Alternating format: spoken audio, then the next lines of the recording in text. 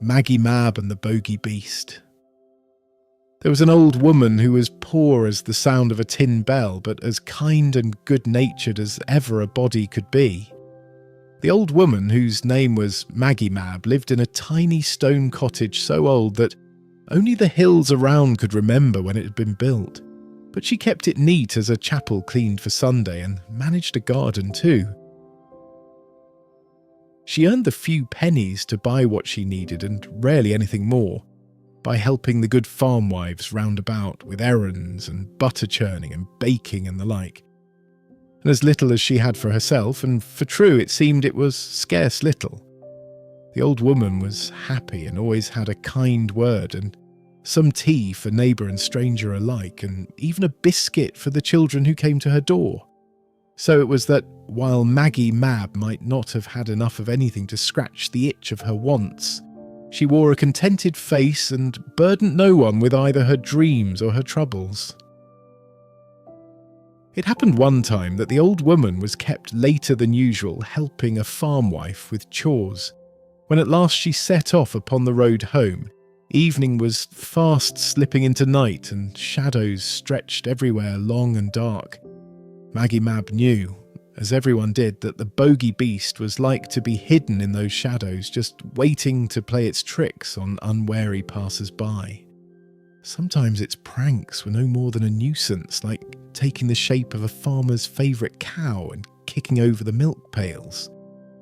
Other times it was given to much greater meanness.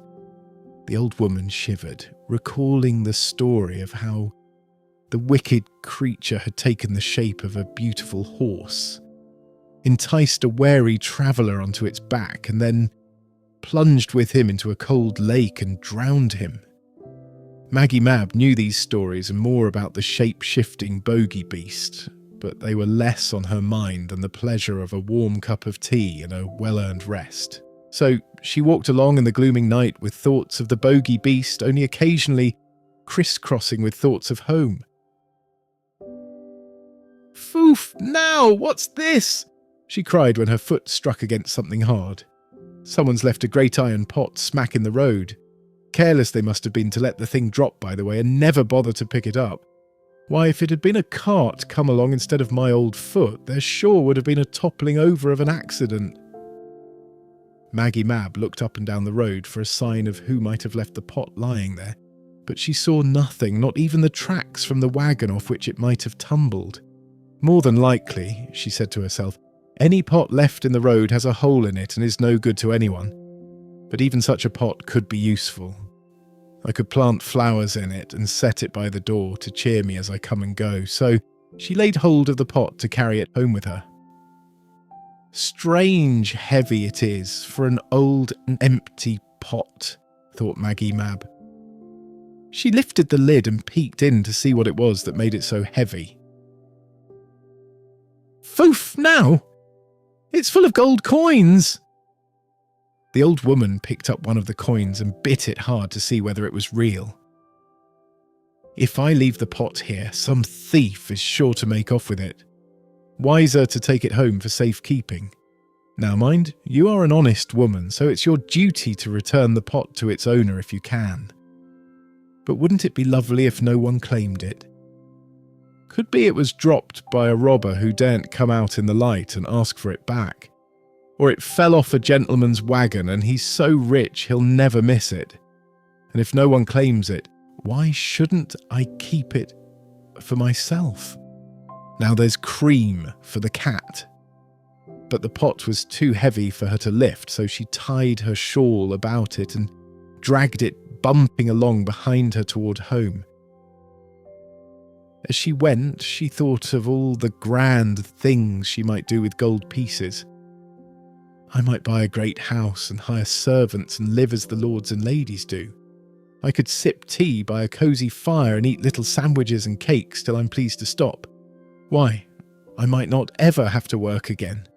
But lazy as a badger in winter and plump as a pincushion I've no wish to be. I might buy a patch of land with sheep and chickens to tend. Or maybe I'll bury the pot and draw out the gold as I need it, one piece at a time. Dragging the pot and thinking of what she could do with the gold were heavy chores, so Maggie Mab stopped to rest and have another look at her good fortune. "Foof now," she cried, for wrapped in her shawl was no pot of gold at all, but a great lump of silver. The silver shone so in the moonlight that the old woman hastily covered it. She rubbed her eyes and lifted the corner of the shawl to have another peek. "Sure, I was that I had a pot of gold, but certain I am that it's a lump of silver now. I must have been dreaming. But silver is even better than gold. So many coins would have been hard to keep account of, and anyway, coins are easily stolen. A great lump of silver will be much easier to keep safe." With that, she started off for home with the lump of silver in tow. After a time, she tried again. She sat down beside her treasure to have a look at it. "Foof now," she gasped. "My lump of silver has become a lump of iron." Maggie Mab scarce knew what to think. Her eyes had never played tricks on her. A long day's work and the lateness of the hour, that's what is making me see things all a jumble. She shook her head and folded the shawl over the iron. "A lump of iron is great luck to have," she said. "Better even than a lump of silver or a pot of gold. With gold or silver under my roof, I'd not sleep a wink for fear of robbers or murderers. But iron I can sell for pennies aplenty. Why, I'll have pennies to buy sweets and tea for all the neighbours and still have enough left over to keep me happy a good long while." She knotted her shawl around the iron and set off down the road. But again she grew tired and stopped for a rest. When she looked in her shawl to be certain of the iron, "Foof now! My lump of iron has become an old stone." True it was. She ran her hands over the stone that a short while before had been a great lump of iron with its promise of pennies. "Ah, well," she sighed. "'Tis fortunate, am I, that I've found this old stone, for I've been needing one just such as this to hold open my gate." Maggie Mab hauled the stone the rest of the way home. When she got to her gate, she stopped to unwrap it from her shawl and set it in its place. "A fine gate stone this will make," said the old woman, quite pleased. "It is smooth and round, with no roughness about it. One might even say it was beautiful." No sooner had she set the stone down than it shivered and heaved and let out a great squeal. Up it popped into the air, growing bigger as it went, till it was the size of a large horse. 4 bony legs sprang from beneath it, and a skinny neck, the head of a bogey, and the long ears of an ass shot out from the top. The Bogey Beast kicked up its heels and whipped its tail around as Maggie Mab stood frozen to the spot with her hands still cupped as though holding the stone. "Well, I never," said Maggie Mab. "Well, you have," snorted the Bogey Beast, leaping and cavorting around her till she was so dizzy that her eyes wobbled. Then the creature gave a leap and a bawl and, stooping low, slipped the old woman onto its back. Away they sped with Maggie Mab clenching the beast's scrawny mane in her fists. They skirted stone walls that twisted like snakes rippling over the hills in the dim owl light. They raced along narrow paths that seemed barely to cling to the hillsides. Out across the black water of a lake they flew. The wind brought tears to Maggie Mab's eyes. But she clung to the beast and called out, "This is far better than a stone. Who would have thought an old woman could fly?"